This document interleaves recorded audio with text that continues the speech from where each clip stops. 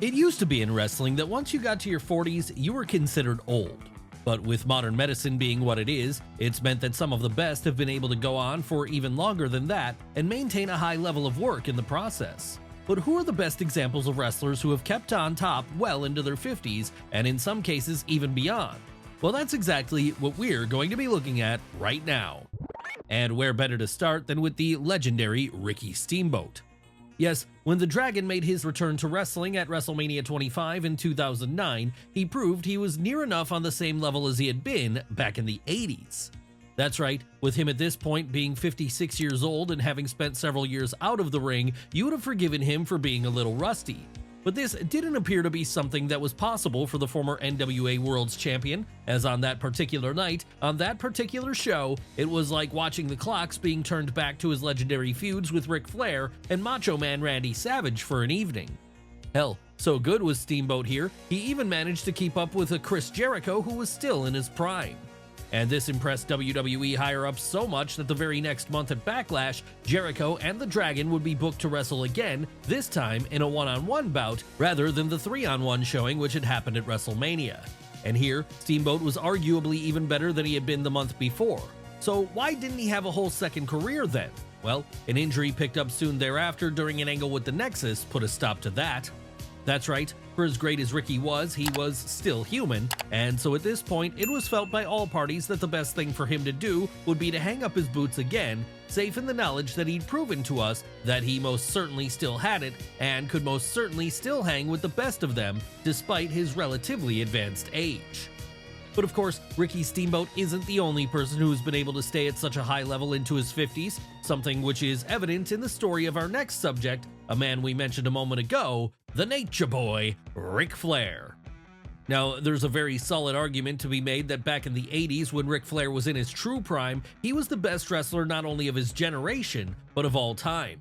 Even today, the people who can truly challenge him for that mantle can be counted on one hand. So perhaps it should come as no surprise then that even once he reached the age of 50 in 1999, right as the world was about to enter a new millennium, he remained able to go at a very high level, high enough that he managed to win 2 more world titles in 2000. Sure, this was WCW 2000, so there's an asterisk next to those title wins, but wins were wins regardless. And if there were ever any doubts about whether or not Flair deserved these, he'd put such questions to bed when, not long after WCW died in early 2001, he'd jump over to WWE and there start an all-new run, which saw him get to have such highlights as winning the World Tag Team titles with Batista, winning the Intercontinental title, and getting to challenge The Undertaker's WrestleMania streak at Mania 18. Then of course there's his retirement at WrestleMania 24, arguably the greatest wrestler retirement of all time, as after giving us one last classic with Shawn Michaels, the Nature Boy got an absolutely fantastic send-off which left many old fans of his in tears. Sure, he might have ruined this a little by then returning to the ring for TNA, but let's not go too deeply into that today, or his most recent retirement match in 2021 either. Instead, let's remember the fact that well into his 50s, Ric Flair could still be the best out there whenever he was called upon to be. Hell, even his TNA run gave us some memorable moments, such as his time as the leader of Fortune and his woo-off with Jay Lethal. Still though, it's that first retirement which most people think of today as his true swan song, but for as great as this was, there's another great performer who had arguably equally as good a send-off in 2024. Who are we talking about here? Why, our next subject, Sting! Yes, we all knew Sting was great during his first run in WCW as both his Surfer and Crow incarnations. And we also knew he was still great when, while in his 40s, he decided not to sign with WWE post-WCW collapse and instead lent his name to then upstart company TNA instead. What few of us expected though was that as 2009 rolled around and he was entering into his 50s, he'd still be going strong down in Nashville. That's right, despite most assuming this would be a legacy run of sorts, it ended up being an entire second career for Steve Borden. And it saw him get to do a number of great things, such as lead the heel Main Event Mafia, and even add a new wrinkle to his character in the form of Joker Sting. Of course, once he left TNA in 2014 and finally joined WWE then, fans were hopeful that the Stinger would get the send-off he deserved. And while this didn't happen, he did end up getting a great retirement run in All Elite Wrestling starting in 2020, as it was there that as the tag team partner of Darby Allin, Sting shocked us all with some of the insane stuff he was able to carry out. Seriously, who would have expected to see a man in his 60s do a balcony dive, or have the kind of match he was able to have against the Young Bucks at Revolution on March 3rd, 2024? It's crazy considering this is a man who also has spinal stenosis. But we guess it's just a testament to how great Steve Borden is even as his age starts to creep up. And it's because of his brilliance that he got to earn the rare honor of retiring as a champion, because going into that match with the Bucks, Sting and Darby Allin were the AEW Tag Team Champions. And with them ending up getting the win here, it meant they'd still be holding on to the gold when the Californian decided to finally hang up his boots once and for all, this time on his own terms. But Sting isn't the only member of AEW who is killing it at a late age, because the exact same thing could be said for our next subject, Chris Jericho. Yes, despite once calling himself the Demo God, the reality is that with him now being 53, Chris Jericho has since left that prize 18-49 demo behind.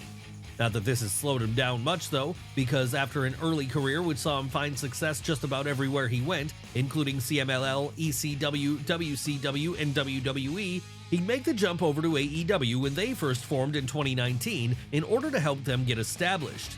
And while this worked out gangbusters initially, with him serving as the promotion's first ever world champion, there were some who doubted how much longer Y2J could continue going on at the level he was going. After all, for as great as he was, time comes for us all eventually. Luckily then, since turning 50 in 2020, he's continued to operate at the top of his game for the most part, with the run of matches he's had against the likes of Bryan Danielson, Will Ospreay, and Claudio Castagnoli in 2022 and 2023 alone being some of the best he'd put on in years. Then of course there's the adaptability factor. Yes, always able to change things up on a dime, Jericho has recently been able to take the fatigue some fans have developed for him and create a new delusional heel character of the Learning Tree, someone completely oblivious to any of the criticisms being levied against him. Should any of us be surprised then that he's started to get this character over in recent weeks? Not at all.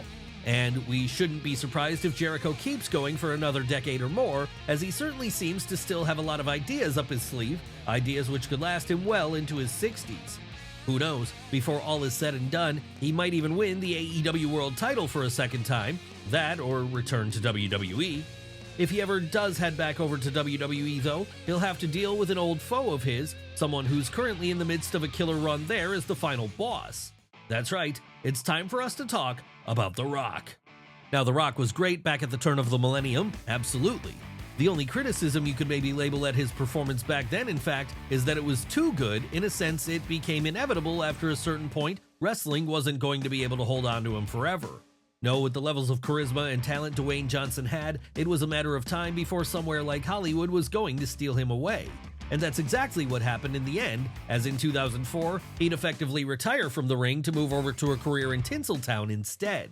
So how is it that now, at the age of 52, he's once again being talked about as a highlight of WWE? Well, that's because as of 2024, The Rock has been able to leverage the fact that he's arguably the most famous person on the planet to become a member of the board of TKO, WWE's parent company. And this means his current on-screen character of the final boss is a shoot then, as he legitimately outranks the likes of Triple H and Nick Khan in the pecking order. But this wouldn't have meant much to fans if it hadn't also been accompanied by an absolutely brilliant return to competition in early 2024, where after initially presenting himself as the babyface looking to dethrone Roman Reigns, Rocky did a hard pivot once he realized fans wanted Cody instead, by morphing into a modern-day version of his early 2000s Hollywood Rock character, complete with rock concerts and expletive-laden tirades. Truly, in the lead up to WrestleMania 40, the biggest WrestleMania in years, you could argue that Dwayne Johnson was the best thing about WWE television. And once he actually hit the ring again at night one of that show in a tag team bout pitting him and Roman against Cody and Seth Rollins, he proved that he was still more than capable of delivering a great main event level performance. And the best thing about all this, as a member of the board, The Rock isn't done yet. No, we've almost certainly got at least 2 big matches left with him against Roman and Cody respectively, meaning Dwayne Johnson could still be performing into his 60s at this rate.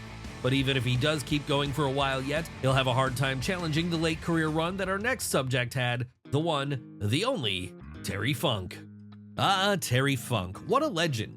Hell, if you wanted to put him on your Mount Rushmore of wrestling, then we wouldn't argue with you. Because for decades throughout the 20th century and even into the 21st, the Funkster was proving exactly why he's so highly regarded by almost everyone in the industry. That said, while for older fans, those early decades spent working on the territory circuit as one of the top technical wrestlers of the National Wrestling Alliance will no doubt be where they best remember him from, for slightly younger fans, they'll probably think of Terry first and foremost from his time as a hardcore legend during the 90s and beyond. And what makes this all the more impressive is that, by the time Funk completely reinvented his career and style to keep up with the times, in the process turning himself into the godfather of hardcore wrestling in many ways, he was already in his 50s. That means all the wild stuff you saw him do in WWF, WCW, and most importantly ECW throughout that decade, it all happened when he was at an age where most people just wanted to sit down and catch up on all the television they'd missed over the course of the week. And it's even more insane to think that, in spite of all the punishment his body has taken over the years, Terry was still hitting the ring as far on as 2017, at which point he would have been 73 years old. Sadly though, with him dying in 2023, we won't be seeing Terry Funk wrestle again. One person we could still see before all is said and done though is our next subject, Goldberg. In fact, we'd go as far as to say it's highly likely that Goldberg hits the ring again, because despite now being 57, he's proven he can still do that old Goldberg match of him coming in, absolutely squashing someone, then getting out of there before anyone's had a chance to break a sweat. Hell, this is the kind of match he could probably keep performing into his 70s himself if he really wanted to. And people will always be happy to see this, because as far back as his initial breakout during the late 90s, the Tulsa native has always been something of a phenomenon. Of course, once WCW, his original home, went under in 2001, and his first run with WWE ended so badly, most expected Bill's time as an in-ring performer was over.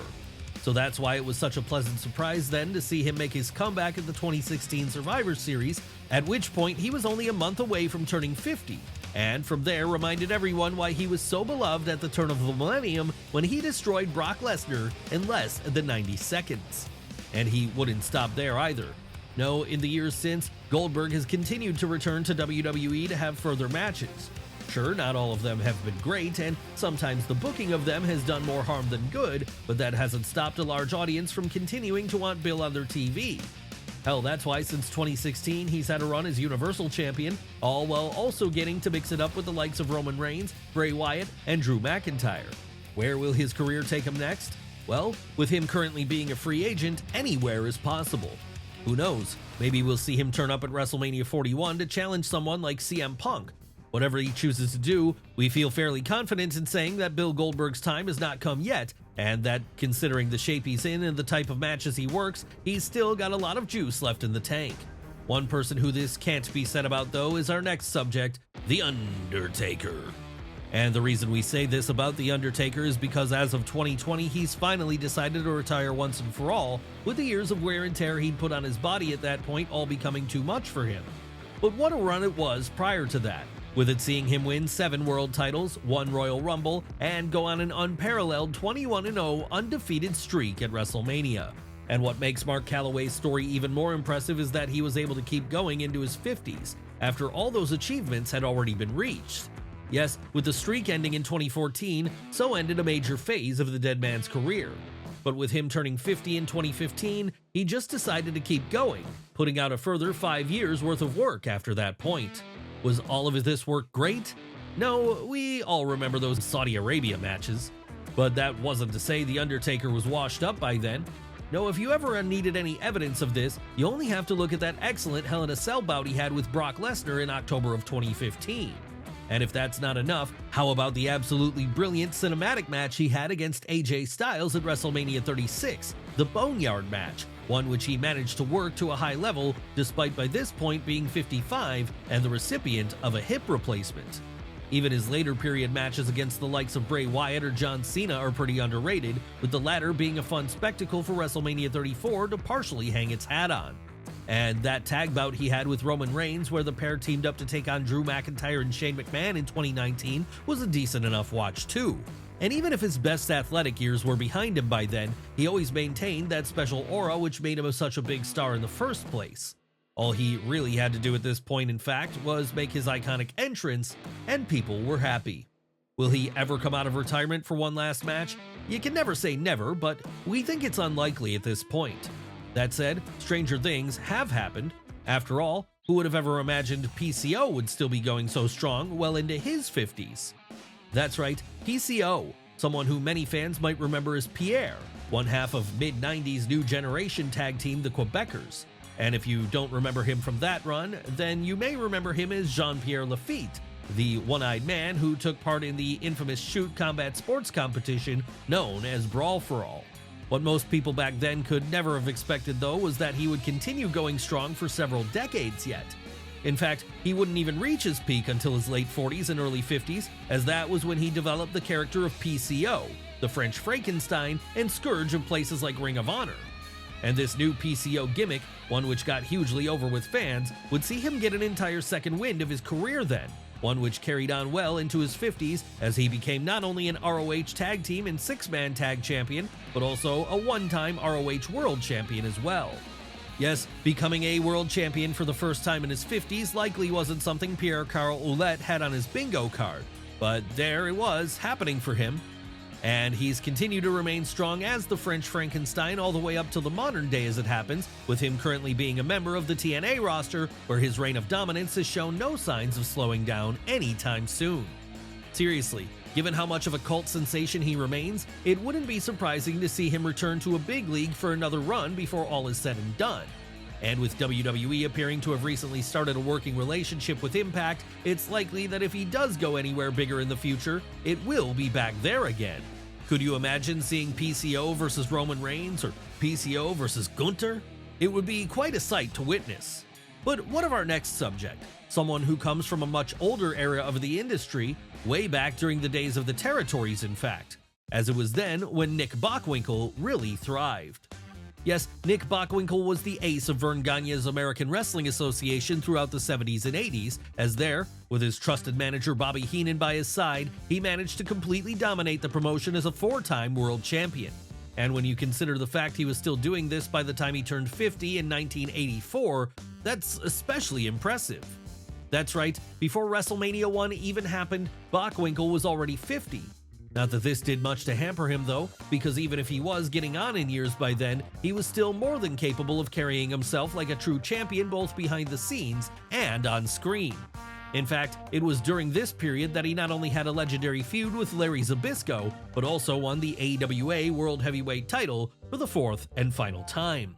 And that last world title reign didn't come easy either, as in order to win it, Bockwinkel would have to go through Stan the Lariat Hansen, one of the toughest men wrestling has ever produced. A man so tough, he once legitimately knocked Vader's eye out of its socket in the middle of a match. Would the ace of the AWA be scared off by this? Not a chance, as he knew how good he was, even if he was a bit older than he had been at his peak. And that's exactly why he was able to gain the title from Hansen in 1986, even if this title change didn't end up happening in the ring. No, as a result of Hansen running the AWA title over with his truck and sending it back to Vern Gagne in the mail, it meant it would simply be vacated and awarded to Nick. But then you could argue the only reason Hansen did this in kayfabe is because he knew he wouldn't have been able to beat his opponent in the ring, even if he was 52 by then. Yes, the reality was that even at this relatively late stage in life, the St. Louis native was still one of the best in the world, which was exactly why when he did finally retire from full-time competition in 1987, he'd be treated as an exiting legend. Of course, as we've seen today, not every elder statesman over 50 in the wrestling industry is ready to retire quite yet, though. No, some still seem to have a bit of juice left in them, and this is clearly evident in our next subject, R-Truth. Yes, despite him still looking like a man in his 30s, R-Truth is now 52 years old, and this makes the fact that he's still operating at such a high level a hell of an achievement then. After all, anyone who was watching him do his thing as K-Quick during the Attitude Era WWF could have never imagined that all these years later he'd still be just as vital as ever. But he is. Hell, you could argue some of his best work he's done has been post-50, as that's been when we've seen him leave the undercard of the 24/7 title behind and instead move on to something more substantial in a revived tag team run with The Miz. Sure, the awesome truth might not be main eventing pay-per-views against The Rock and John Cena anymore, but they're still good enough to win the Raw Tag Team titles at WrestleMania 40. And that's not all Ron Killings has been doing this late in life, as since Triple H took over the booking, he's also been making sure to keep the comedy alive during his attempts to ingratiate himself into the Judgment Day. That and the times he's confused DIY for D-Generation X. Yes, there's just no separating the North Carolinian from his more humorous aspects at this point. But that doesn't mean he's got nothing to offer outside of this, even now in such a late stage of his career. No, we fully expect R-Truth to keep going on for years yet, as his genetics seem to be superhuman. And while he's doing that, over in AEW, another Attitude Era star with seemingly superhuman genetics will no doubt be doing the same thing. Who are we talking about this time? Who else but Billy Gunn? Yes, what makes his late career second win so great is that it wasn't supposed to happen. No, when he signed with All Elite Wrestling in 2019, the Orlando native was supposed to play the role of backstage coach who only occasionally appeared on screen to help his sons Austin and Colton get over. But then something happened. During the Gunn's feud with the Acclaimed, Billy found a whole new character in Daddy Ass, someone who ended up getting along with Max Caster and Anthony Bowens more than he did his own children. And this was why he soon began teaming up with them instead, then becoming the third part in the now three-man Acclaimed group. How would that new association work out for him? Pretty well, as despite having most written him off prior to this, Billy's stock would rise so high in his new role, he'd actually win the AEW Trios titles at Wembley Stadium in August of 2023. And since that point, he's continued to be a regular fixture on both Dynamite and Collision, whether this be by serving as the cornerman for Caster and Bowens, or as the third man in their unit during Trios action. Yes, it's crazy to think that in 2024, Billy Gunn is still doing so well, but that's the reality of things. And he's not the only semi-retired legend proving he's still got it in AEW, as the exact same thing could be said about our next subject too, Dustin Rhodes. Yes, in many ways, the grandson of a plumber is the poster boy for someone having a great run in his 50s. That's right, while he might not hit the ring as much as he used to, whenever he does lace up his boots these days, he remains incredibly smooth, better than many of his peers who are 20 years his junior in fact. And that's why AEW has felt so comfortable in calling on him again and again wherever needed. It doesn't matter if it's challenging Samoa Joe for the world title, taking on TNT champion Christian Cage, or subbing in at the last minute to have a pay-per-view encounter with Swerve Strickland, the Texas native can still stand toe-to-toe with the best of them, even if he is getting on in years himself. And it's not just about putting the younger generations over for Dustin now either, as in recent weeks he's actually managed to reach the top by becoming a champion again, namely a Ring of Honor 6-man tag team champion alongside Marshall and Ross Von Erich, the children of the legendary Kevin Von Erich. Will we see him take these winning ways a step further by snagging gold on main roster AEW TV at some point, maybe with the Von Erichs still by his side? It's certainly possible, as he remains good enough for such a spot. Even if this never happens though, Dustin Rhodes' excellent late career run will solidify his status as one of the greats regardless. But then everybody we've looked at today deserves to have their status as legends solidified, as they've all proven that even into your 50s and beyond, you can still be a high-level wrestler if you're willing to put the work in.